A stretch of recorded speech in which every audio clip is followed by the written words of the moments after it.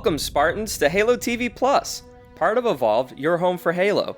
I'm your host, Oran, and on Halo TV Plus, my guests and I recap Halo's original TV show, Halo the Series, and we discuss its contents and unique canon within the Silver timeline.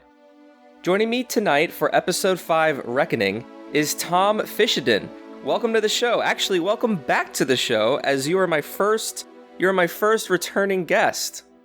I've been allowed back on, which is wonderful, and it is very weird that we are here, sat on the virtual couch many miles apart, watching this together right now.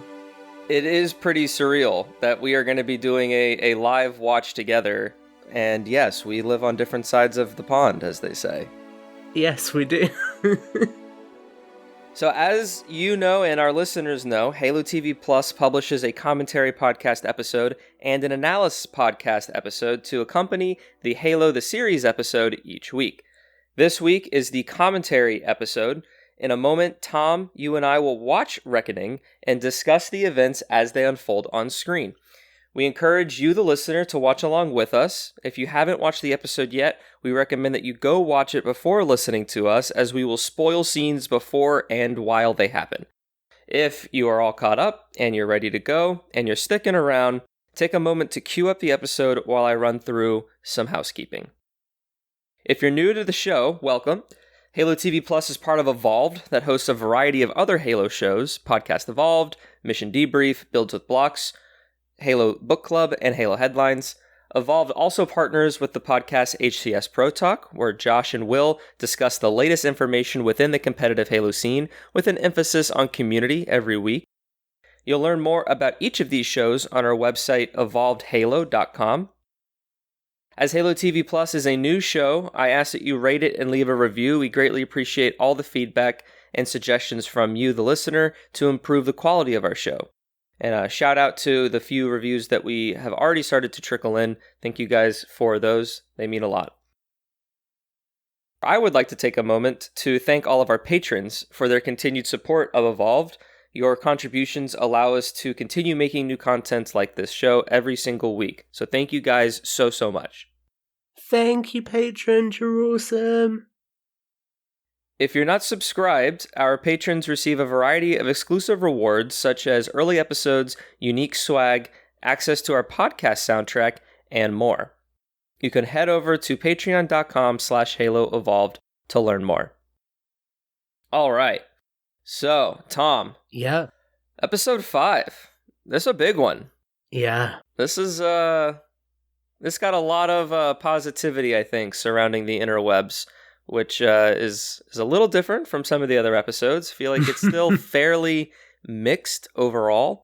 Yeah. You know, we'll get into it, but there were some set pieces in this episode that echo episode 1, and I think resonated with the fans at home. Yeah. I think there's a lot of cool stuff in this episode. And I'm excited to talk about a particular sequence. A particular sequence, you say? Yes.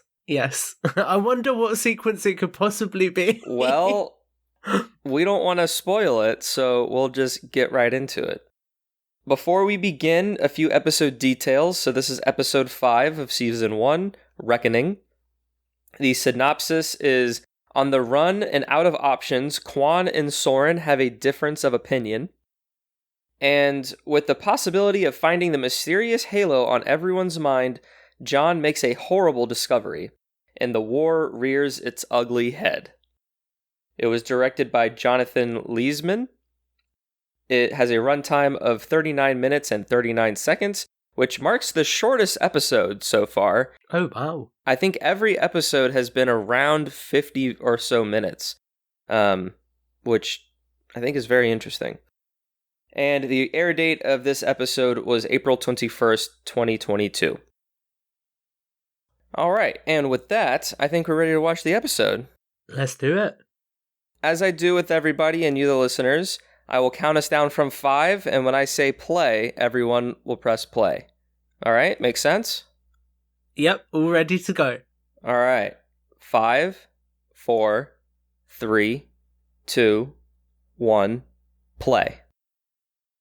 That was the most intimidating thing I've done this week. Well, I trust that you successfully did it. So if you have the last week on Halo, then you're in the right spot.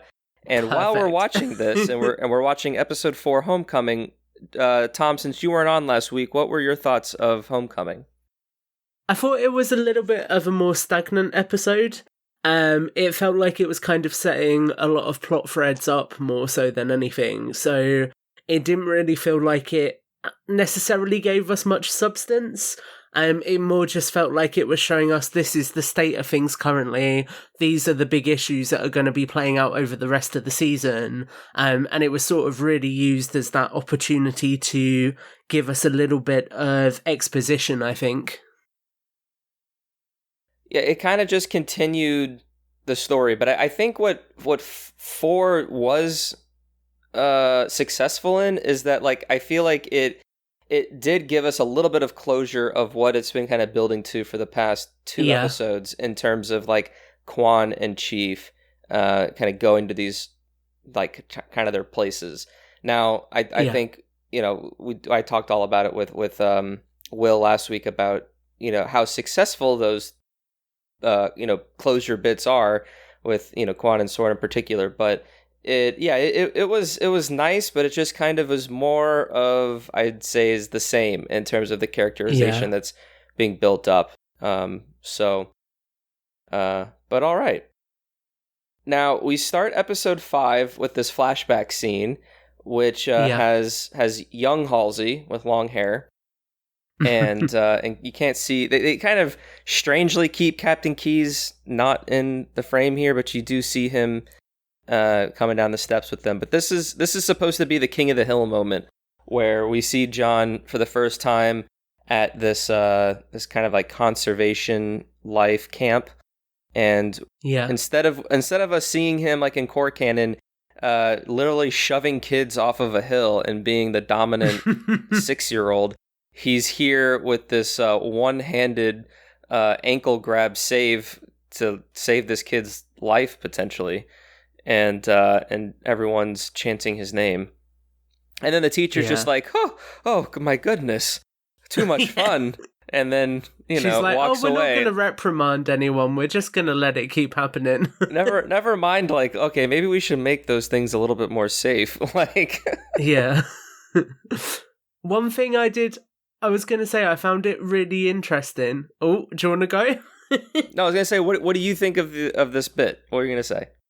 I think it's cool that the whole pretext for what his family were part of is the Reach for Life program more broadly, because I was thinking about this when I was doing my notes earlier, and Reach obviously becomes a lifeline, quite literally, for humanity later in the war, and probably later in this series.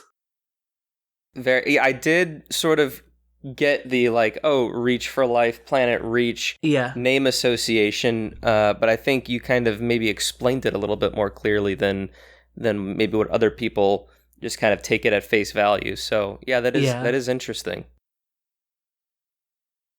Well, from that scene, we then now cut to Eridanos 2, where they discovered the artifact, and right now we're doing the nice crane up to kind of see the camp going on in the background. and I even laughed because, like, Miranda said it for me, where she was like, Halsey set all of this up just for an artifact. Keyes is like, Halsey, like, she's over the top. And I'm like, okay, that's pretty good. Dude, I love this so much. Like, just the scale of this set, and I was kind of watching it really carefully on my second watch through, just to kind of see how much of it was practical set and how much of it was green screen. And I think most of it is a practical set they built, which is crazy. I think so too. Looking at some of the behind the scenes stuff, which I'll get into at the end of the episode, like, you can see the cliff face that they're filming in front of, and all the stunts that they're doing, and like, all of those structures and tents and containers and stuff are all there. It's cool. A very, very high production value in terms of the set design. Yeah. Now we cut into where the artifact is with Chief, and I kind of joked on this on Twitter, but, like, I found this to being just a classic Chief moment, where Cortana talks to Chief and is like, Chief just doesn't say anything, and then Halsey comes up. Did you hear her? And again, just silence, and then we'll just cut on him, and we'll just cut to black. And I was just like when I was watching this, I was just like, hell yeah. Like, yeah, that's Master Chief. I think it's really cool because it enhances that conflict that he's going through at the moment as well. And it kind of parallels how he's done in sort of Halo 4 and Halo 5, right? Because you get that similar conflict in Halo 5 especially with Cortana, where he doesn't know if he can trust her anymore. And I felt like you had a lot of the same sort of mannerisms from that era in Chief's life in the game, shining through in the show as well, which was really cool to see. And I think it honestly just says enough to where like he's really preoccupied and so perplexed about this artifact, and it's definitely his number one motivation right now, and everything else is just secondary. And like even what other people think, and the different things that Halsey and Cortana try to encourage him to do and whatnot, like he's not really having it. He just he wants to know about his past and why this artifact lets him see that. I will say, just quickly while we're coming to the end of the titles as well, I know a lot of people were critical about it not being Halo music at first, but my god, has that title introduction track grown on me over the past 5 episodes. I really love it now. I really enjoy the soundtrack, and I agree with Kiki said it one time to where like she wants the show to be its own thing, and she even talks about the music to where like it will sound familiar, but like it's still like its own thing. And I feel like that's just the way you need to do it. Like yes, you should have those Gregorian chants and stuff in there, which they do use seldomly, but like when they use it, like those moments like really hit the fans, and that moment just so much better. So I think it's I'm a big fan of the soundtrack. I should look it up, see if it's on like Spotify or something. 'Cause I should listen to it on my off time.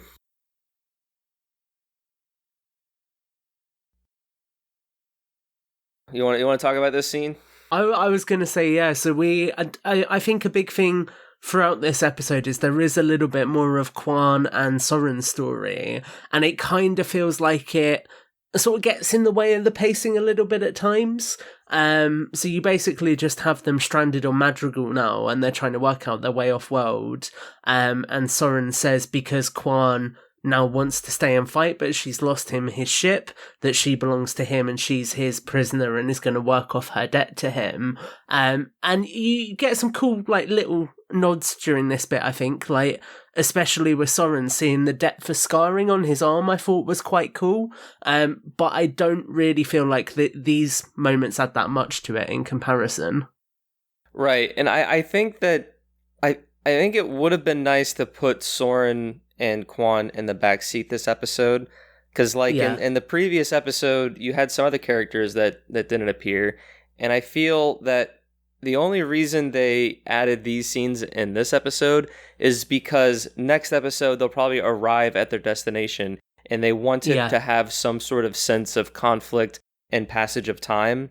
But like at the end of the day though, like their struggle that they're going through, it didn't really add any more to me. It was just kind of more of the same that we got from the last episode, which was a big episode for Quan. Like she finally got back to Madrigal, and she's seeing her family and her other generals and stuff, and it's not at all what she thought it was going to be. And so there's a lot of good, beats there. But I feel like these ones that we get this episode and the ones later on that we see, it's just kind of filling in their story just for the sake of giving the Spartan it's that like story. Transition piece, isn't it? It's getting us to where the story wants to go, but you've got to kind of have that filler to get there. And from a story standpoint, you do need some scenes that I kind of I like. I was talking with some other film people about just general story design, and like we call them like meadows, to where like if you have like intense action or story or like all these intensities within scenes, like the viewer can get kind of exhausted. So there are moments and scenes designed to kind of take you and slow things down just a little bit and give you this nice meadow you can walk through to kind of catch a breath. And I think Quan and Soren's story does a little bit of that, to where it cuts away from this conflict here on Eridanos with the military. We just watched Riz and her sort of briefing with the other Marines about the stakes and everything, and so these intense moments do get sort of a breath of fresh air when we go to Quan and Soren. So much. It's just a shame that Quan and Soren's story isn't that much of a breath there, fresh breath air. So. I think just the way this whole sequence in the sort of quarry is shot, with the combination of drone shots and wide shots and then Chief's visor shots as well, are really, really cool. And I did want to point out an interesting detail to you, and this will come up later again as well, because Keyes uses the same weapon, but it appears that the non-armoured Marines, so the one that stood in the doorway of that tent right now, have the TV show version of the VK-78 Commando. I did notice that the gun that Keyes shoots wasn't a BR. Yeah. And I think even... because I did notice at the end of the episode when Chief is firing at the Spirit, it almost seems that what he's firing is an automatic weapon and not a burst like the BR is. But yeah, it is interesting to see the different sort of visualizations of the weapons that we have from the games. Yeah. How are you feeling about the way the UNSC is presented in this episode? Because I feel like this is sort of really our first big look at the UNSC on the ground. And for me, I was freaking out. Like that moment at the start of the episode where the Pelican comes down in front of Keyes, I had the biggest smile on my face during that bit when it goes out to the camp. And then now, obviously, when we're in the camp, you get to see a lot more of it. And I just feel like this is Halo. Like, this to me, I wrote down, is what I could imagine Alpha Base being like on Installation 04. It feels like it's that kind of aesthetic realized, which is really cool to me. The background sort of environments are definitely make this scene feel just so much more alive. Like, I mean, if you really look at it, yes, there's a bunch of Marines just kind of walking around left and right. But like as you're like watching, the characters like Kai and John, and watching that interaction about the pellet and that conflict that they have, like, and having all these other things in the background just kind of doing their own thing, like really gives that scene life. And I do agree that like this sort of representation and a little bit of what we saw in episode 1, like really does paint the UNSC's military in the light of core canon and kind of what we've seen in the games, and like really what we've seen in like the Halo Wars games, like with the base building and sending the troops around and like you said, those drone shots and those high crane shots really show the scale, and I think do a very effective job of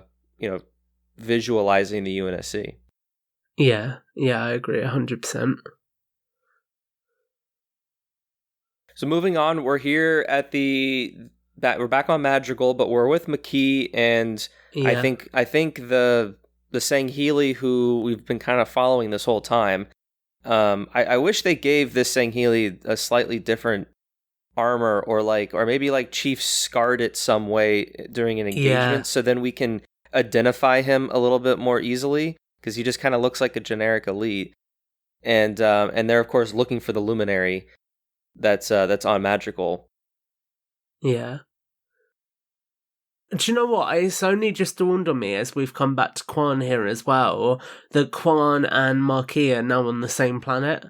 And obviously they're not at the end of the episode, which we'll come to, but it's very interesting just that for a brief period of time there, their paths could have almost overlapped again. And that was my prediction at the end of episode 3, because at the end of episode 3, when McKee boarded that ship and was like, we need to go back to Madrigal, and at the end of 3, Quan was saying, I need to go back to Madrigal, and Soren decides to take her. I myself was like, oh, well, that's a perfect recipe if you have both of these characters going, that otherwise haven't really intersected. There's a way to kind of put that conflict in there, but they really do just kind of pass each other, and I don't know, I feel like there could have been some rewarding experience, even if it was indirectly.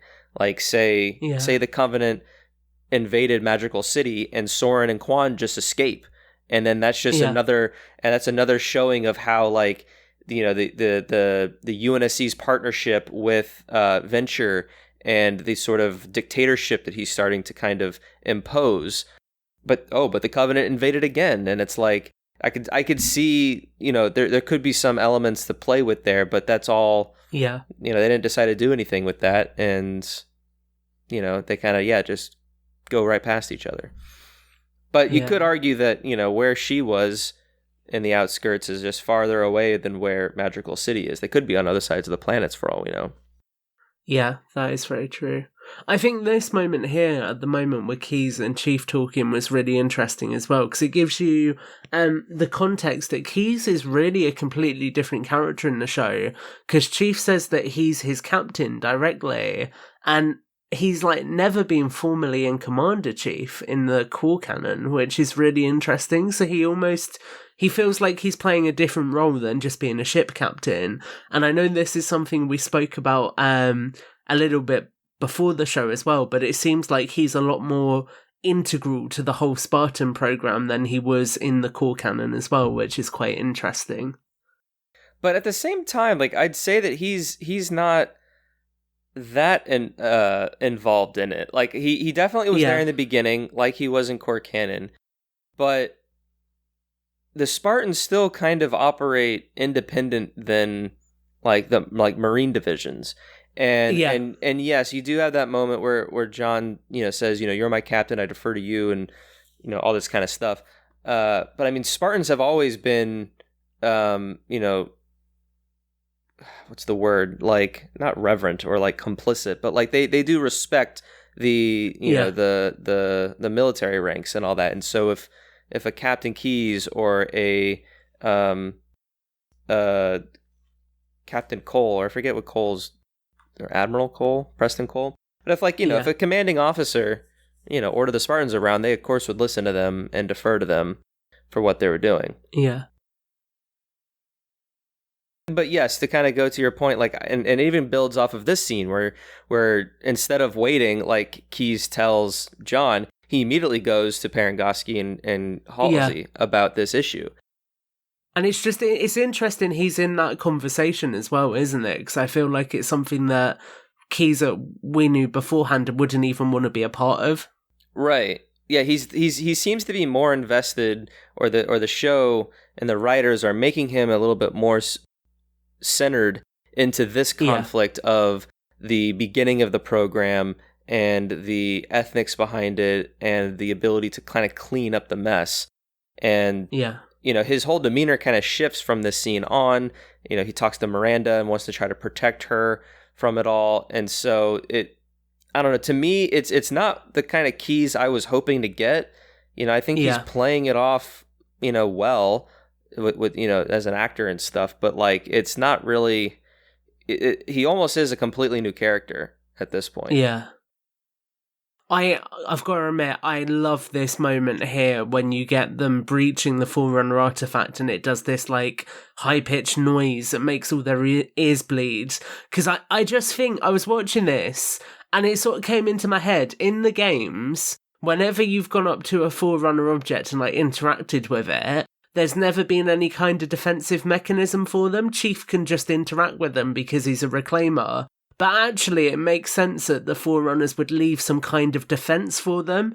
And that was really what I interpreted this as. And then I like how in this moment you get McKee touching the rock and getting a connection with it as well, because it solidifies something that Miranda said to Halsey earlier in the episode that she just brushed off and completely ignored. So I like how this episode's almost very aware of making Forerunner technology have its own sort of impact on all of the characters, but also it's aware of those smaller little details it's setting up, showing that maybe Miranda is even smarter than Halsey thinks, for example. No, I 100% agree with all that. That's I didn't think about it in that sort of context of like a self-defensive sort of thing, but I do think that it kind of gives that extra mystery to the Forerunner objects and kind of how they were created and kind of left in and all that.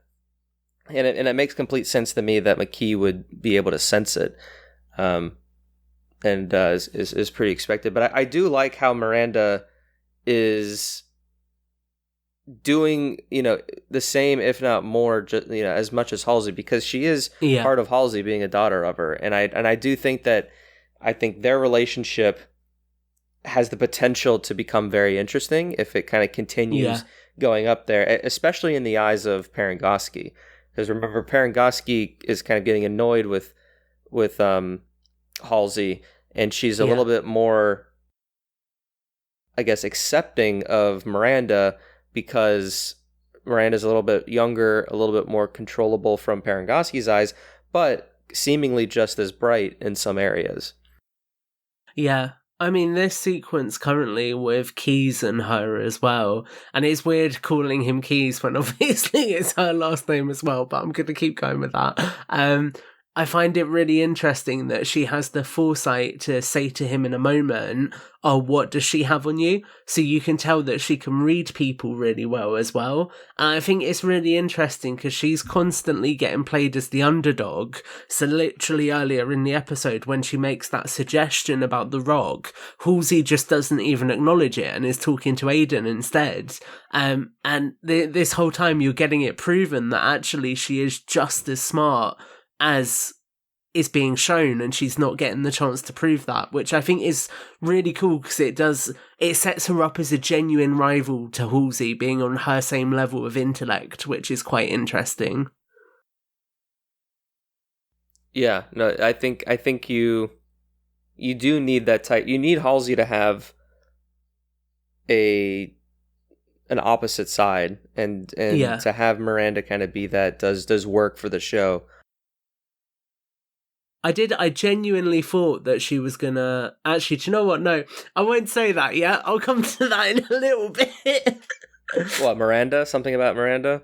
Yes, and I know that people have already seen the episode at this point, but I want to talk about it at the time it specifically happens. Fair enough. And I'll probably forget between now and then. Nah, that's all right. You'll remember. You have like 4 pages of notes, my guy.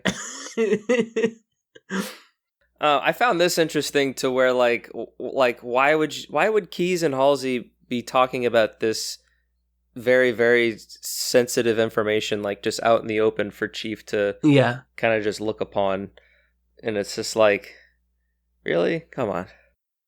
I almost wonder if Halsey's still playing it. Like, did she want him to go and touch the artifact? I don't know. I don't think so. I just think for whatever reason, she seems to just be like very much preoccupied, because like I feel like she wouldn't have left the artifact's side. Like she would be there the entire time, or maybe she feels pulled away from it all. But like no one's like working on this thing right now. Like there's no extras here, and like like I feel like everyone should be busy working behind them. Yeah, it is a bit stranger. It's just empty at this point, isn't it? I'll be completely honest with you. I was shocked at this moment because, correct me if I'm wrong, because you're more familiar with the core canon than I am, but I think where we are in the timeline now, Chief still doesn't know that he was kidnapped, right? He knows that there was some shady stuff around how he became a Spartan, but I don't think he's, even at this point, ever been told the whole story, has he? No, I don't. I think, in core canon, I don't think they know they were kidnapped. Or maybe they do because, well, actually, I don't know. That might be for other, even heavier lore enthusiasts in terms of they actually know. If you know, let us know. Yeah, listener, you. But I mean, I do think I feel like they would at least figure it out at some point and just kind of accept it, and because like that's just kind of what the Spartans are. Like they don't get as emotionally attached as John in the TV show is getting. Yeah. So if they were to discover that they were abducted and all that kind of stuff, which is generally secret, but like a fair amount of people do know, like in core canon. But because we're the reader or we play the games, like, you know, we do kind of know the ins and the outs. So I'm not 100% sure how much of that is really common knowledge, because I don't think it really is. I would be very shocked if we found out that like all the Spartans know at this point. But I think it's a really interesting direction to take the show in, because like we've literally just seen, Chief does try to attack Halsey as a result of that. And it leads to this really interesting sort of grey area where obviously you have Cortana deactivate his neural bridge. And I think that's a really cool way of building on the ethics of the Spartan program, because already they're very shady, but now you have it to the point where they've literally put an off switch inside a human being, which I think just builds on the sort of ethical question of science that's always been a really big part of Halo anyway. Yeah, I personally, I'm not a fan of how integrated Cortana is to where she can do that kind of stuff. But when you piggy it back off of like, well, this just shows what Oni and Halsey, you know, are capable of doing. And it's like, yeah, okay, well, I definitely get the idea that there's some shady ethnical problems here. But I'm not sure if that was the, you know, quote unquote best way to really convey that. Yeah. Now we're back to Madrigal, which is our favourite location in this episode. I was pretty impressed that Kwan was able to bury herself. Yeah, that was quite a cool sequence. It felt like something out of All Gillied Up in Modern Warfare. Oh, yeah. But like, we don't cut back to this, right? We go here, no. And then we cut away, and that's it? Yeah, that is literally it. Because, like, I'd be okay with, I guess if there was just another payoff on this episode with that moment, it would be better. But, like, I mean, I know she's not going to pull the trigger. Like, yeah. So, like, we should see why she doesn't, and then they carry on with what they were doing. I don't know. I thought it was just weird. Yeah, I agree with that fully. I think it does lend itself very well, that cutaway to this moment, though, because this moment, and I'm going to blow your mind here, it's combat evolved, with Chief just waking up in the middle of a fight. When I saw that, I was like, the parallel there is incredible. Yeah, I mean, and even in Halo 4, like, he wakes up on the Fort on the Dawn, and it's time to go fight. I adore how in this sequence we see the Pioneer, the Halberd-class destroyer, just getting absolutely ravaged, because we've never really seen that ship that much in the lore until this series, and how we're finally getting a good look at one in action, and it's just completely destroyed.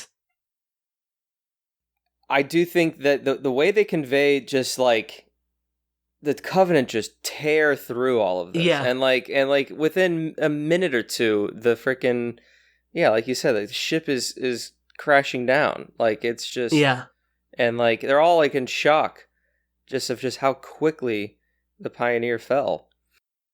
Yeah. This just whole sequence is so great. And I love how it just throws us straight into it, and then the episode really does keep this momentum right up until the end. It captures that sense of chaos, like you say, so perfectly. This sequence is definitely. There's a Marine giving him an assault rifle. What? Right. One thing I've not been able to work out. Right. Why do none of the Marines use assault rifles? It looks like their only weapon is the battle rifle. And then they just hand him an assault rifle? Yeah, I don't know. Yeah. They only have one hero assault rifle prop. That's pretty funny. Oh, this moment is so great as well. What do you think? This is kind of jumping ahead a little bit, unless you want to talk about something a little bit more, but like, what do you think about Kai just freezing on the battlefield that she does in a moment? I thought that was really cool. So it I'm going to scroll down to my notes about that bit because I remember I wrote something around it. So I really liked seeing her actually reacting to the trauma. So what I interpreted that as was essentially a panic attack. And I thought that was a really, really interesting thing to do because it really emphasizes how messed up what they've done to the Spartans is, because it's got to the point where they're seeing things like that can trigger that kind of reaction from a normal person, and because of their emotional pellet, they've just been prevented from feeling those things and they've been made immune to them. So I think it creates this really cool juxtaposition where you see her experiencing all of those emotions in real time, like most of us would in that kind of situation, and it helps to really show how machine-like Vanek and Riz are in comparison, which I think is really cool. Oh, yeah, that was my essay grade answer for you. I mean, it was an essay grade for sure. You get your dissertation will get you that PhD. But no, I think you're right. Like it allows us as the viewer to see, because war is ugly, like no matter what it is. Yeah. And like you saw the freaking Marine on the gunner just get completely annihilated with the needler and just disappeared in the pink mist, as they say. And like the fact that we're seeing that brutality, not only in this war, but just in war in general, like it really takes soldiers a lot to look past that and still operate. Yeah. And so, you have Vanek and Riz here doing what Spartans do in the games, like, this Warthog run here. And you contrast that with Riz as now, with Kai now seeing it all for the first time and it kind of getting the best of her. I do have to say there's one line that stands out to me every time, and that is, I don't know if Natasha McElhone was given the wrong script line, but in that bit where the Warthog's speeding towards her ship, every time it sounds to me like she's calling him Jane instead of John. Jane? Yeah. I didn't catch that. It's just like, Jane, you've got to get to me now. Could be her accent. Well, I mean, I guess, I don't know. Her accent is probably a little more familiar. I'm quite accustomed to that kind of accent anyway. Maybe not. I don't know. Interesting. I was going to say, the thing that I thought they'd done initially was kill off Miranda. And that's what I was going to talk about earlier. And I was really shocked where you see her dropship blow up straight away. I was like, have they just done that to drive the rift between Keyes and Halsey? And obviously they haven't, and Halsey ends up rescuing her, which gives her a moment to show her humanity, and show that there is still some good in her, and it's not all ethically grey. But I just thought, how interesting of a moment would that have been if she had died there? Because you would have Keyes who would feel guilty that his last interaction with her was telling her that she can't do it and behaving as her commander rather than her father. And then you would have Halsey whose last interaction with her was ignoring her. I think that would have just made for a really interesting dynamic between those two characters. Yeah, that definitely could have added something and kind of furthered the family drama of it all. Yeah. I will say this sequence here with the crashed crashed Phantom is the one time they should have used the actual Halo music. Because if we got to that moment in a second where Chief stands up and you had the Gregorian chant coming in, I think that would have done things for me. The hero stands with the hero music? Yes. Yeah. And then just cracking his neck. It is a great scene, no less though. Yeah. And then he just goes full commando. I'm still not over the throwing the magnum and the grunt. Picking up the shotgun I was not expecting, which was pretty great. I love how he still saves the Marine as well. That was one thing that stood out to me when I was rewatching it. He takes the time to shelter that Marine and get him down. Yeah, and take some of the energy blasts for him. So I also think that the cinematography on this fist fight with the Elite is gorgeous. Like, how they managed to do that well when obviously the CGI is silhouetted, I do not know, but it looks incredible. Yeah, the kind of it's all backlit Yeah. with the sun, or maybe they had like an 18K or something back there. Yeah. But yeah, like this whole sequence was just, man, his brutality. He's just so enraged. Yeah. And then I love this like sudden burst of energy as the spirit's coming in, and you get this sense of desperation from Cortana's voice. And I have to admit, throughout the season, one of the standouts has been Jen Taylor as Cortana. I'm so glad they decided to actually get her back for Cortana in the end, because she has the advantage of having played this dynamic for so long that she just snaps into it instantly. Like that moment earlier in the episode as well, where Chief says about not hearing his thoughts, and she goes, well, you're not missing much. I'm like, that's just perfect for their relationship. Yeah, Jen is an absolute gem. And on one of the other episodes, they were doing like the behind the scenes, and it's her like in her whole mocap suit, and she just has like the biggest smile on, and it's just like, gosh, like she's just so genuine, and like we sometimes we don't even deserve her. Like she's just so good. So I find this ending sequence very interesting, just because I almost feel like I don't know, I feel like the Covenant didn't do it properly. Like, they fired the drop pod, and then it felt like they were firing the plasma shot to try and cover up for the drop pod getting dropped off. But they fired the plasma shot after the drop pod. I feel like maybe it was like an attempt to like make it seem like they were firing at it as if she escaped, and they were trying to like, I don't know. Like, I feel like we'll have to see what happens next episode, because obviously this is what the episode's going to be about, is kind of McKee and John talking, and because she's still Covenant is still looking for the smaller keystone. Yeah, even though they have the big one now. I've got to say, watching this with you has been the fastest 40 minutes in my life. I didn't realize it was 39 minutes, and when I watched it the first time, I was just like, oh yeah, that was a good episode. But like, yeah, it's already over, and it's just like like most of these episodes are like an hour long, and so yeah, there it is, done. I like it. You strategically planned it, so I'm on the 40-minute one, so people have to put up with less of my essays, right? Well, it's just an effort to reel in your essays, Yeah.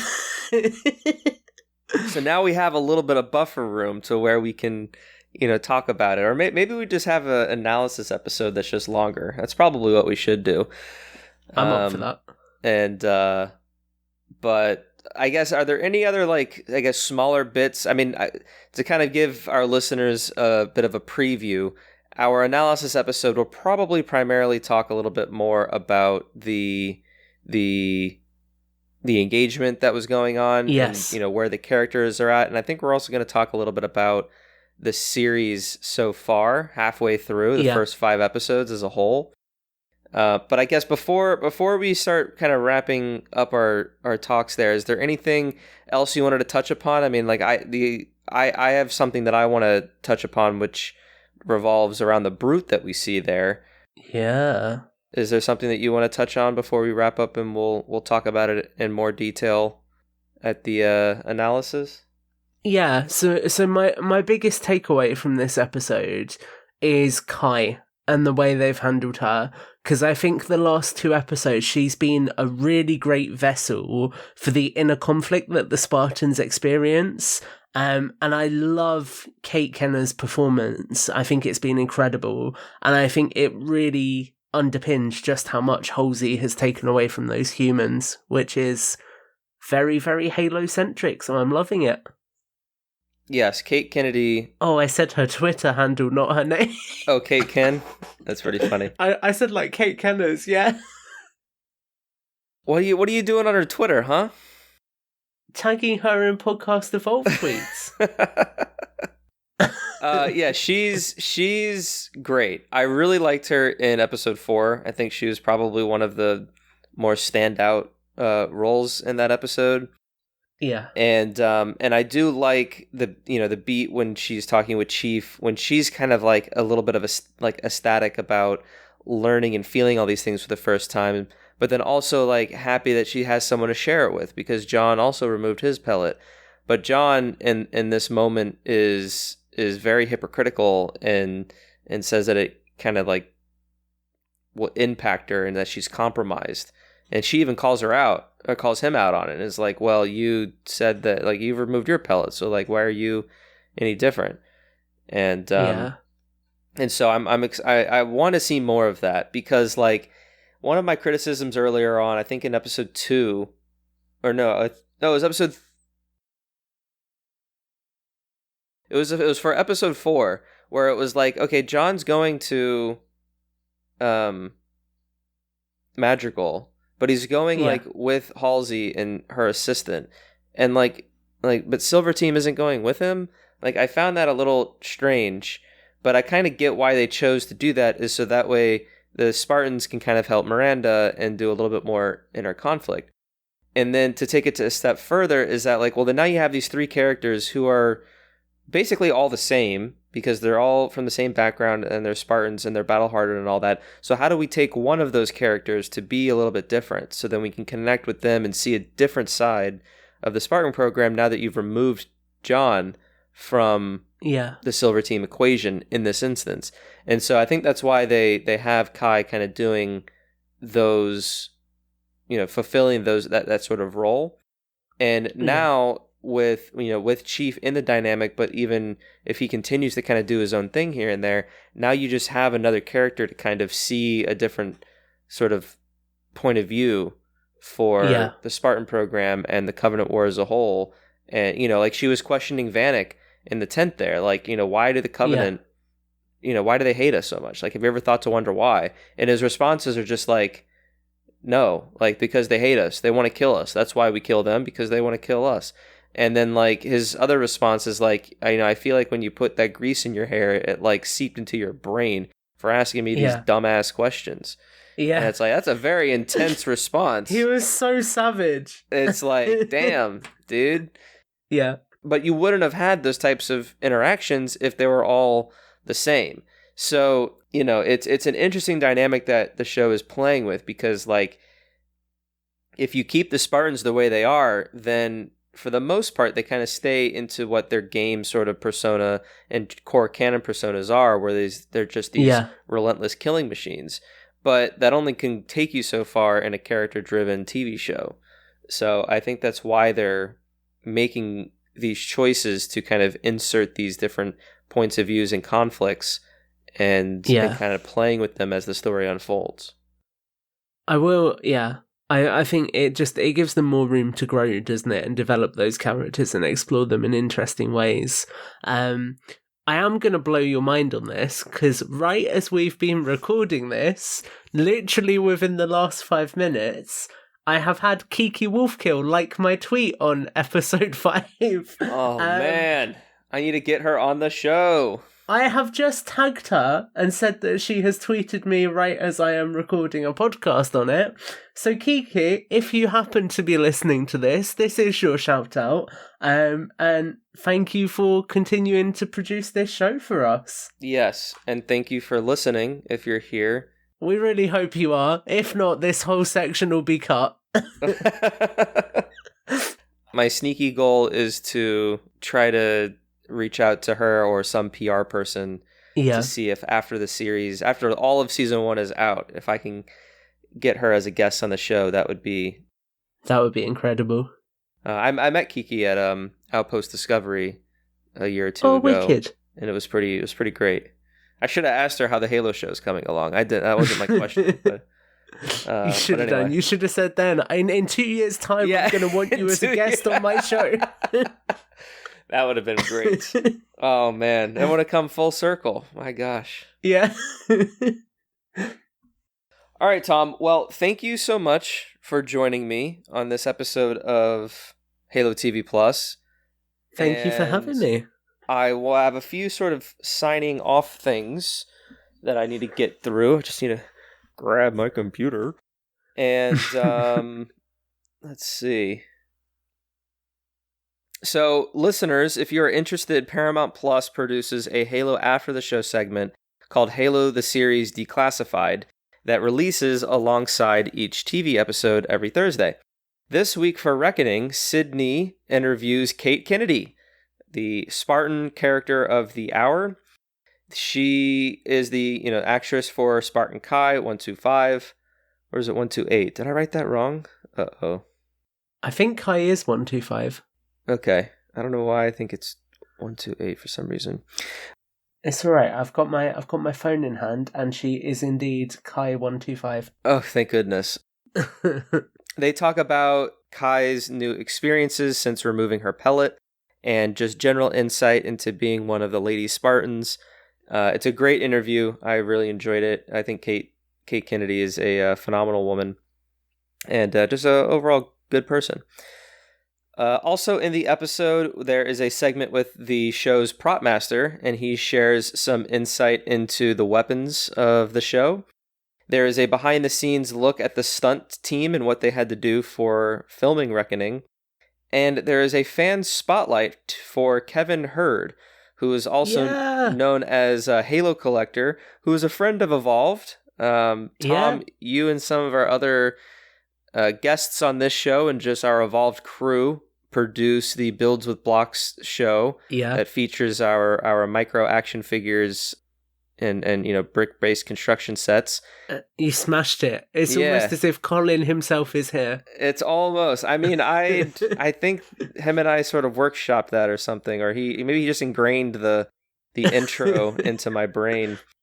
But yeah, so it was really cool listening to the interview with Kevin and kind of seeing a little bit of his collection and kind of what he's done for the community and kind of reaching out and embracing other Halo collectors out there. He gave a really good answer for like in one of his intro things where he was saying that like he doesn't like to say he has the best Halo collection out there because like it diminishes everyone else's collection, and he feels that everyone's collection is unique to its own thing and says its own story. But like, yes, if you had to like count the physical items 1-to-1, he probably has the most. So it was a very humbling answer, but I think that just shows just the type of Halo community we have, and just how we have just very passionate fans that want to connect with other fans, and we're just very respectful of each other.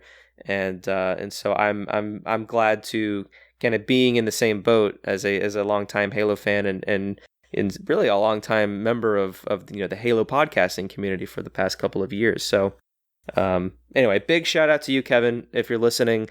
Great work, and maybe you can be with Tom and Colin and the rest of the Builds with Blocks crew again in the future. I'm sure we will get you back on, Kevin. I did have some plans. Plans didn't quite go according to plan, but there will be future things, I am sure. Very good, very good. Well, Tom, of course, you are welcome back anytime. We'll talk about analysis episodes. And thank you so much for joining me. If listeners, if you want to hear more of Tom, he is on Builds with Blocks, part of Evolved. And sometimes he makes appearances on the Podcast Evolved feed. So you can listen to some of those Infinite Impressions or our monthly news episodes.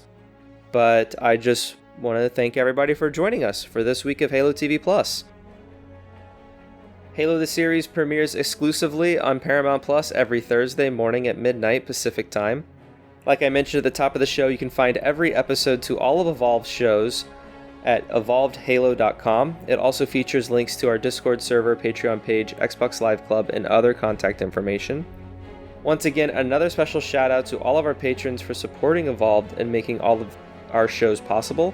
Head over to patreon.com/HaloEvolved to learn more. And finally, if you want to leave us an email or a voicemail about this week's Halo the Series episode, you can leave us an email at podcastevolved@gmail.com, or you can give us a call at 205-EVOLVED which is 205-386-5833. And with that, I've been your host, Oran, and until next time, evolve!